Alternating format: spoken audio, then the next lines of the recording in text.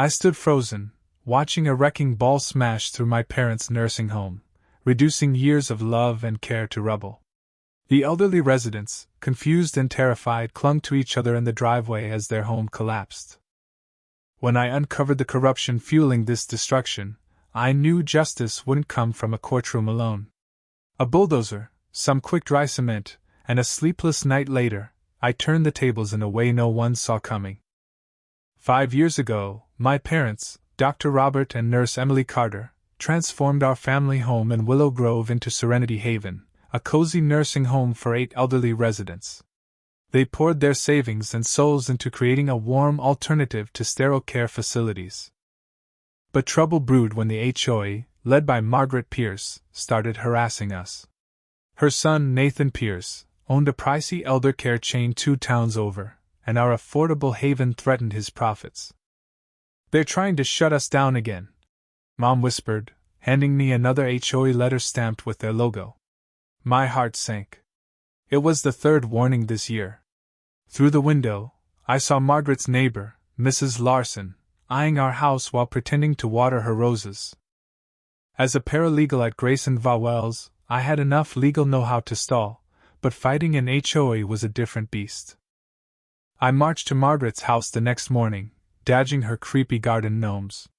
"There's a misunderstanding," I said, forcing a smile. "Our permits are valid." Margaret's eyes narrowed. "It's not about permits, Sarah. It's about property values. Your business doesn't belong here." Before I could argue, I glimpsed Nathan in her living room, smirking. The pieces clicked. They wanted our land for his empire. At the HOA board meeting, I presented permits, neighbor testimonials, and a mayor's letter praising Serenity Haven. It was futile.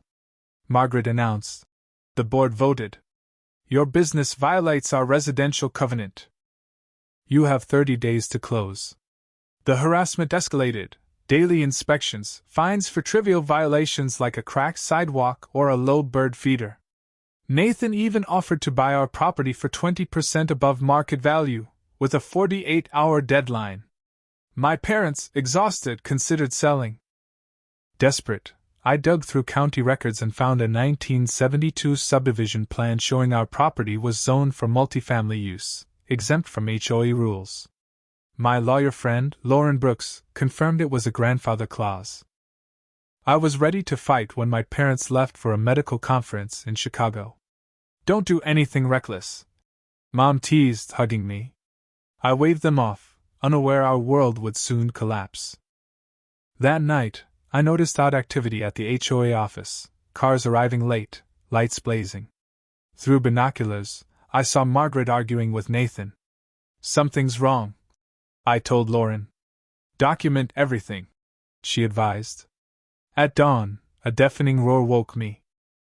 A wrecking ball tore through our living room, exposing furniture like a gutted dollhouse. Margaret stood by a safety barrier, clipboard in hand, as I screamed, "There are people inside!" I rushed the residents, some in wheelchairs, others barely mobile, to safety. Mrs. Eleanor, 93, sobbed as her room crumbled. Margaret waved a document, claiming a court-approved demolition due to structural safety and zoning violations. I called 911, but police arrived too late. Officer Daniels reviewed Margaret's papers, frowning. "These look legitimate." I was helpless as the final wall fell, crushing my parents' dreams. Lauren arrived, livid. "This isn't a demolition order, it's a complaint for a different address," she shouted. But the damage was done. Margaret handed me a notice to clear the debris or face fines, then walked away. The residents, now homeless, were moved to a community center. My parents returned to a pile of rubble, Mom collapsing in tears. 20 years of work," Dad whispered. Fury consumed me when a courier delivered a $188,000 bill for demolition services. Margaret's voice dripped with venom when I called. "Your illegal business created an unsafe situation. Pay up." That night, I scoured records with Lauren. We found unnotified HOA meetings, rule changes without votes, and a news article about Nathan's new facility. A former board member gave us secret recordings of Margaret plotting to eliminate that eyesore, to boost Nathan's business. A neighbor's security footage showed Margaret accepting a thick envelope from Nathan in the HOA parking lot. "This is corruption," Lauren said, slamming the evidence folder. "We have enough for the police. But court cases take months, and our residents needed homes now." Staring at the HOA office's smug facade, I made a choice. At a construction auction, I bought an old bulldozer, claiming it was for landscaping. My hands shook as I hid it in a storage unit. The final straw came when Nathan drove by, snapping photos of the rubble and taunting, "My facility has space for those old folks, if they can pay." I retrieved the bulldozer keys. At 2:30 a.m., under a moonless sky, I drove to the HOA office. My heart pounded as I crashed through the front doors, glass shattering. "This is for Eleanor!" I yelled, hitting the walls. "This is for my parents!" The roof caved in. Alarms blared, but I had 20 minutes before security arrived. Working feverishly, I leveled the building, spread quick-dry cement, and painted parking lines. I planted a sign, "Serenity Haven Visitor Parking."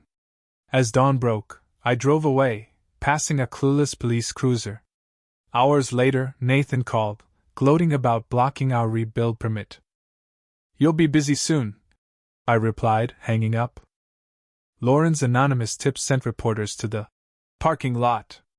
Cameras caught Margaret's meltdown, admitting to ordering the demolition. Nathan tried to flee as detectives questioned his shady transactions. The crowd, residents, neighbors, and media, watched as their empire unraveled. Mrs. Clara, a former resident, confronted Margaret. "Your son's facility killed my friend Ruth with its costs." The police took Margaret and Nathan away. 6 weeks later, Serenity Haven reopened with county-backed permits. The parking lot, technically on county land due to a survey error, was approved. Margaret and Nathan faced charges of fraud, corruption, and elder abuse. Nathan's facility became affordable housing. Mrs. Clara moved back, her room repainted blue. "Sometimes you gotta break things to fix 'em." She winked, eating forbidden cake I'd snuck her. As I watched our residents laugh in their rebuilt home, I knew karma sometimes needs a bulldozer's nudge. But was I right to cross that line? I escaped consequences, but the weight of my choice lingers. What do you think? Was my act of revenge justified, or did I go too far? Share your thoughts in the comments. We'd love to hear your take on justice, revenge, and standing up to corruption. Hit that like button if you're Team Bulldozer, and subscribe for more stories that push the boundaries of right and wrong.